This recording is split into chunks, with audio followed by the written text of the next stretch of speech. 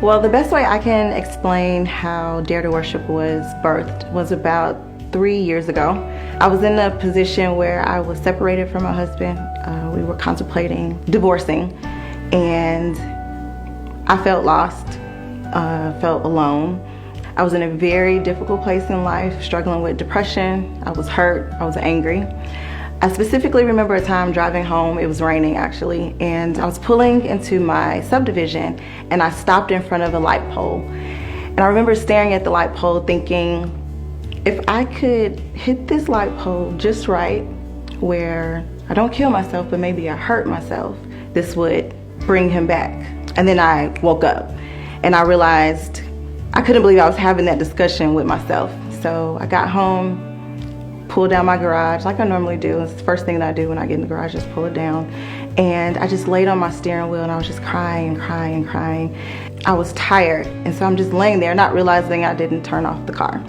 And I got into this little daze and I'm kind of dozing off, and I hear my phone ringing in the background, but I didn't move. And then it went silent for a second, and then the phone rang again, and I snapped out of it and I realized what was happening.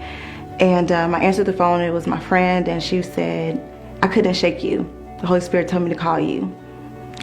I couldn't stop crying, but I explained to her that I think she had just saved my life, and she decided to come over. She came over, I explained to her what I was going through.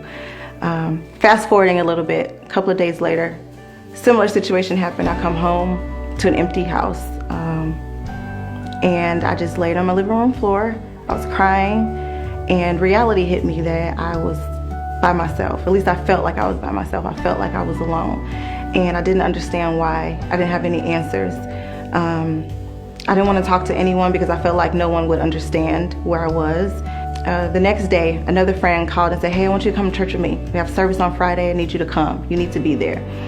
And I said, I don't know, because at that particular time, I just wanted to be by myself. I don't want to be bothered with anyone. But I decided to go. And that was probably the best decision that I made.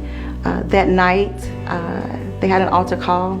I went up to the front, and this lady was praying for me, and she was grabbing my hands. And she was praying, our eyes were closed, and I'm like, Lord, I just need a word from you. And the pastor came up as we were all praying, and he said, there's someone here by the name of Kelly. Now, mind you, my eyes were closed. And so I opened one eye, and I'm like, did this man just say Kelly? And he said it again. This lady's still praying for me, and so I dropped her hands, and she said, is everything okay? I said, he just said my name. And she said, you're Kelly? I said, yeah, I'm Kelly. And he said, God gave me your name on Wednesday, and I prayed for you, and he told me to lay hands on you tonight. Now, mind you, Wednesday was the same night that I was laying on my living room floor, crying, feeling alone, and just that alone blessed me to know that at a moment where I felt by myself, God had a complete stranger interceding for me. And so he ministered to me, he prayed for me, prophesied over me. I'm thinking he's going to give me a word of restoration, saying, hey, God's going to restore your marriage, this, and that. No, he didn't say that. But what he did tell me was to be an open canvas and to allow God to do what he was doing in my life. And so I left that night encouraged, and I said, Lord, what is it that you want me to do? And he said, go back to the basics. And I said, well, what's the basics? And that was worship. And it put me in the mind frame of David.